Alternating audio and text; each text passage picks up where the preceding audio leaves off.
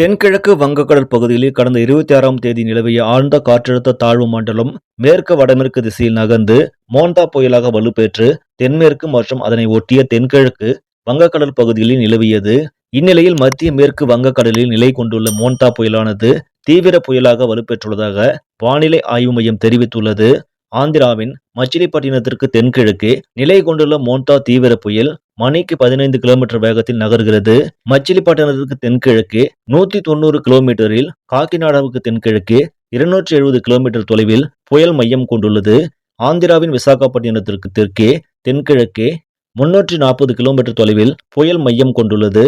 ஆந்திராவின் காக்கிநாடா அருகே மச்சிலிப்பட்டினம், கலிங்கப்பட்டினம் இடையே மாலை அல்லது இரவு மோண்டா புயல் கரையை கடக்க உள்ளது. மோண்டா புயல் கரையை கடக்கும் பொழுது அதிகபட்சமாக மணிக்கு 90 முதல் 110 கிலோமீட்டர் வேகத்தில் காற்று வீசும் என்று வானிலை மையம் தெரிவித்திருக்கிறது.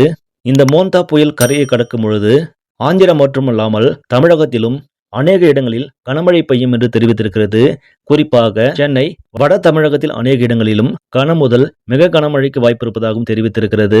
இந்த செய்தி உங்களுக்கு பிடிச்சிருந்தால் லைக் பண்ணுங்க, ஷேர் பண்ணுங்க. மேலும் இது போன்ற முக்கிய செய்திகளை உடனுக்குடன் தெரிந்து கொள்ள நியூஸ் தமிழ் சேனலை சப்ஸ்கிரைப் பண்ணுங்க. நன்றி.